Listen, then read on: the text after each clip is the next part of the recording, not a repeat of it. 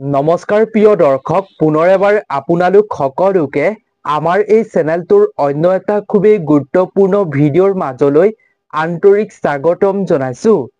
প্ৰিয় দৰ্শক, আজিৰ এই ভিডিঅ'টোৰ জৰিয়তে আমি আপোনালোকৰ লগত শ্বেয়াৰ কৰিম মানুহৰ চকু লৰিলে কিহৰ সংকেত লাভ কৰে। সেয়া লাগিলে সোঁ চকুৱেই হওক বা বাওঁ চকুৱেই হওক। সোঁ চকু লৰিলে কি সংকেত লাভ কৰে আৰু বাওঁ চকু লৰিলে কিহৰ সংকেত লাভ কৰে, আপোনাৰ বাবে এয়া ভালনে বেয়া হয় আপুনি এই ভিডিঅ'টোত জানিব পাৰিব।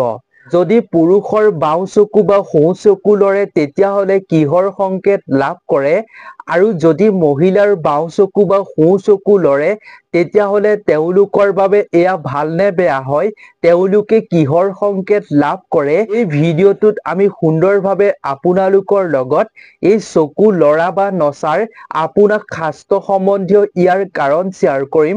লগতে প্ৰিয় দৰ্শক, ইয়াৰ আমি বিজ্ঞানসন্মত কাৰণো শ্বেয়াৰ কৰিম আপোনালোকৰ লগত।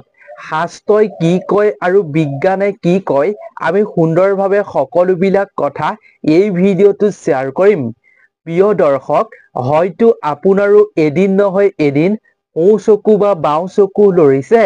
বহুলোকে বিশ্বাস কৰে যে মানুহৰ চকু লৰিলে বেয়া হয়, কিন্তু এই ভিডিঅ'টো চোৱাৰ পাছত আপুনি সুন্দৰভাৱে সকলোবিলাক কথা জানিব পাৰিব। আচলতে এই চকু কিহৰ কাৰণে লৰে বা চকুৱে কিয় নাচে, আমি এই ভিডিঅ'টোত ইয়াৰ আচল কাৰণ কি আপোনালোকৰ লগত শ্বেয়াৰ কৰিম। যেতিয়া চকু লৰে বা নাচে চকুৱে, তেতিয়া শাস্ত্ৰই কয় যে কিছুমান সংকেত আপুনি লাভ কৰে, যিসমূহ সংকেত লাভ কৰিলে আপুনি কিছুমান সাৱধানতা অৱলম্বন কৰিব লাগিব। কিন্তু প্ৰিয় দৰ্শক, বিজ্ঞানসন্মতও ইয়াৰ কাৰণ আছে। আপুনি দুয়োটা কাৰণেই জানি ল'ব লাগিব। তেতিয়াহে আপুনি জানিব পাৰিব আচলতে আপোনাৰ চকু কিহৰ কাৰণে লৰিছে বা আপোনাৰ চকুৱে কিয় নাচিছে। তেতিয়াহে সুন্দৰভাৱে সকলোবিলাক কথা জানিব পাৰিব। গতিকে প্ৰিয় দৰ্শক, আপুনি আমাৰ এই ভিডিঅ'টো কোন ঠাইৰ পৰা উপভোগ কৰি আছে, ভিডিঅ'টোৰ মাজলৈ আগবঢ়াৰ পূৰ্বে আপুনি কমেণ্টত উল্লেখ কৰিব। লগতে ভিডিঅ'টোত এটা লাইক কৰিব। আৰু যদি এনেধৰণৰ নজনা কথাসমূহ আপুনি জানিব বিচাৰে, তেন্তে আমাৰ লগত আপুনি বন্ধুত্ব স্থাপন কৰিব বুলি আশা কৰিছো। অৰ্থাৎ আমাৰ এই চেনেলটো ছাবস্ক্ৰাইব কৰি ৰাখিব বুলি আশা কৰিছো। তেন্তে প্ৰিয় দৰ্শক, আহক আমি ভিডিঅ'টোৰ মূল বিষয়বস্তুৰ মাজলৈ আগবাঢ়ো। প্ৰিয় দৰ্শক, জ্যোতিষশাস্ত্ৰৰ অনুসৰি কোৱা হৈছে যে মানুহৰ চকু লৰিলে কিছুমান অৰ্থ অৰ্থাৎ সংকেত বহন কৰে সেই ব্যক্তিসকলক। বহুলোক আচৰিত হয় বা বহুলোকে ভয় খায় যেতিয়া তেওঁলোকৰ চকু লৰে বা চকুৱে নাচে। সেইখিনি সময়ত তেওঁলোকে আচৰিত হয় আৰু ভয়ো বহুত মনতে খায়। আপুনিও হয়তো আচৰিত হৈ পৰিব, আপোনাৰ চকু কিয় লৰে আৰু কিয় চকুৱে নাচে ইয়াৰ অৰ্থসমূহ জানিলে। প্ৰিয় দৰ্শক, জ্যোতিষশাস্ত্ৰৰ অনুসৰি কোৱা হৈছে যে আমাৰ দেহৰ প্ৰতিটো অংশৰ ক্ৰিয়াকলাপৰ এটা নিৰ্দিষ্ট অৰ্থ বহন কৰে। সেই অনুসৰি আমাৰ চকু লৰাটো কিছুমান বিশেষ কাৰণ অৰ্থ জড়িত হৈ আছে। প্ৰিয় দৰ্শক, আপুনি নিশ্চয় সামুদ্ৰিক শাস্ত্ৰৰ বিষয়ে শুনিছে। এই সামুদ্ৰিক শাস্ত্ৰত মানুহৰ শৰীৰৰ বিভিন্ন সৰু ডাঙৰ অংশৰ বিষয়ে বহুতো অৰ্থ বহন কৰে। এই শাস্ত্ৰৰ অনুসৰিয়ে আমি এই ভিডিঅ'টো প্ৰস্তুত কৰা হৈছে। সামুদ্ৰিক শাস্ত্ৰৰ অনুসৰি কোৱা হৈছে যে প্ৰিয় দৰ্শক, যদি যিকোনো এজন পুৰুষৰ বাওঁ চকু লৰে তেতিয়াহ'লে সেয়া অশুভ লক্ষণ বুলি কোৱা হয়। যদি পুৰুষসকলৰ বাওঁ চকু লৰে তেতিয়াহ'লে তেওঁলোকৰ লগত কিবা এটা নহ'বলগীয়া হ'বলৈ গৈ থাকে। গতিকে এনে ক্ষেত্ৰত পুৰুষসকল অলপ সাৱধান হোৱাটো অতিকৈ জৰুৰী।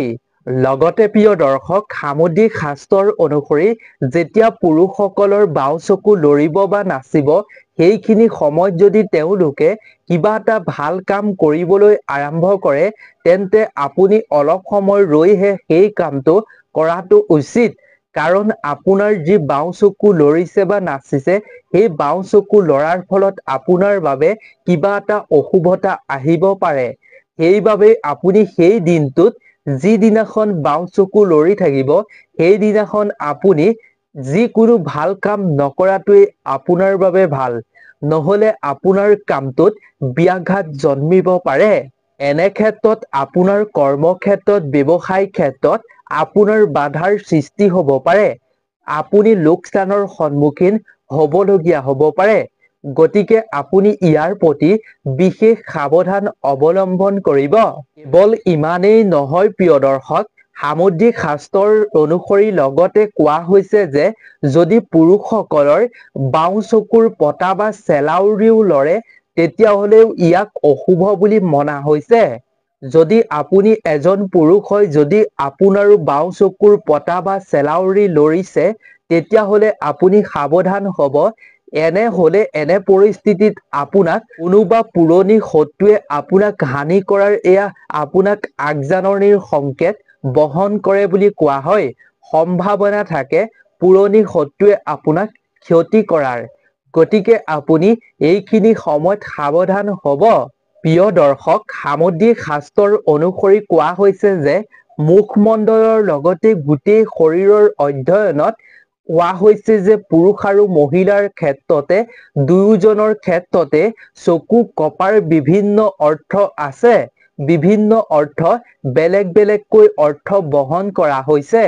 আৰু পুৰুষসকলৰ সোঁ চকু যদি লৰে বা কপে বা যদি চকুৱে নাচে সোঁ চকু, তেতিয়াহলে এয়া শুভ লক্ষণ বুলি গণ্য কৰা হৈছে সামুদ্ৰিক শাস্ত্ৰত। লগতে সামুদ্ৰিক শাস্ত্ৰত কোৱা হৈছে মহিলাসকলৰ যদি বাওঁ চকু কম্পন হয় বা চকু লৰে বা নাচে তেতিয়াহলে মহিলাসকলৰ বাবে এয়া এটা শুভ লক্ষণ বুলি গণ্য কৰা হৈছে। প্ৰিয় দৰ্শক, জ্যোতিষশাস্ত্ৰৰ অধীনত থকা সামুদ্ৰিক শাস্ত্ৰৰ অনুসৰি কোৱা হৈছে যে যদি এজন মানুহৰ যদি সোঁ চকু খচখচাই থাকে তেতিয়াহলে তেওঁলোকৰ বাবে এয়া ভাল লক্ষণ বুলি কোৱা হৈছে। প্ৰিয় দৰ্শক, বিশ্বাস কৰা হয় যে যিকোনো পুৰুষৰ যদি সোঁ চকু খচখচাই থাকে বা লৰি থাকে বা নাচি থাকে তেতিয়াহলে এয়া এটা ভাল খবৰ অহাৰ সংকেত বহন কৰে বুলি কোৱা হৈছে। কেৱল ইমানেই নহয়, সেই ব্যক্তিজনৰ ইচ্ছাসমূহ পূৰণ হোৱাৰ এয়া এটা সংকেত বহন কৰে বুলি সামুদ্ৰিক শাস্ত্ৰত কোৱা হৈছে।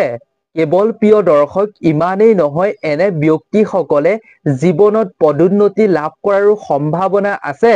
লগতে ধন সম্পত্তি তেওঁলোকে প্ৰাপ্ত কৰাৰো যথেষ্ট সম্ভাৱনা আছে বুলি বিশ্বাস কৰা হৈছে সামুদ্ৰিক শাস্ত্ৰত।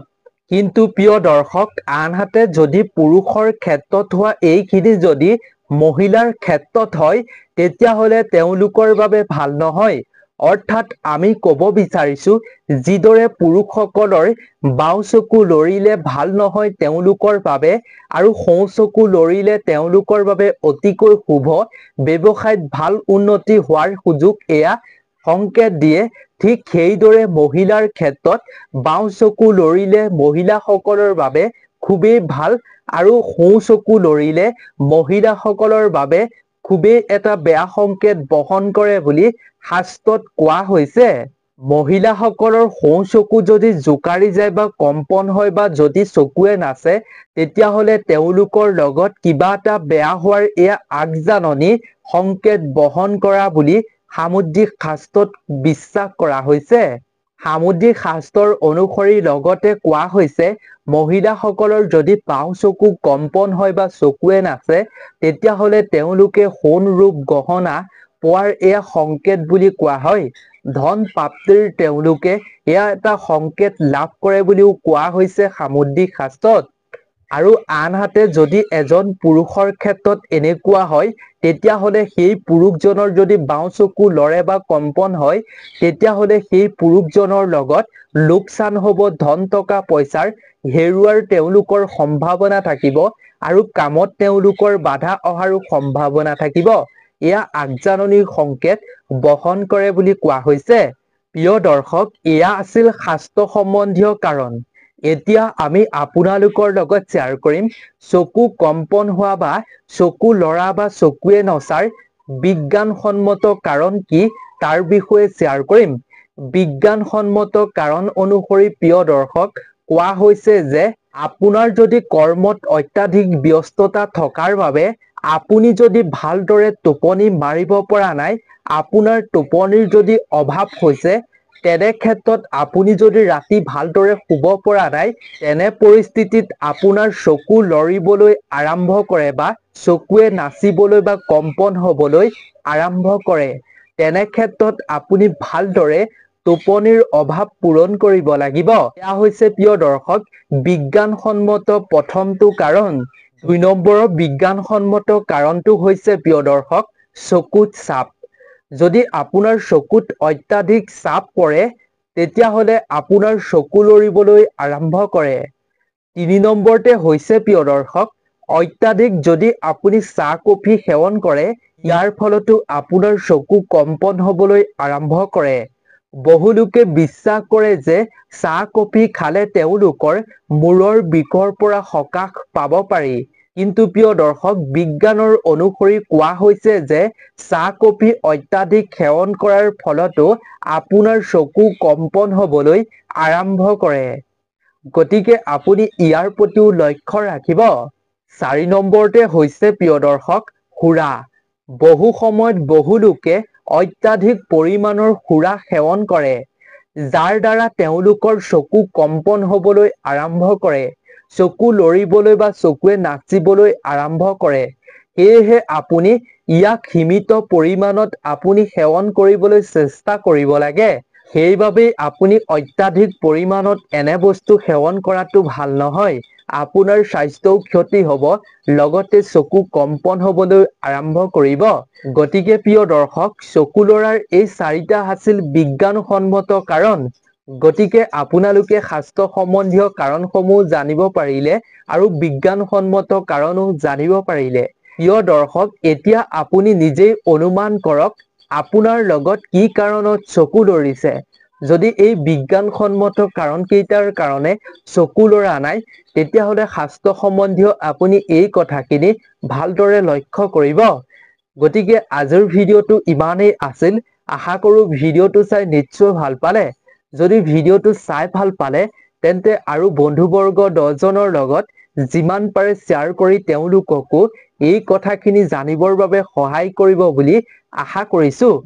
গতিকে নতুন এটা ভিডিঅ'ৰ লগত পুনৰ এবাৰ লগ পাম। আপোনালোক সকলো ভালে থাকক, সুস্থ থাকক, তাৰেই আমিও কামনা কৰিছোঁ। ধন্যবাদ।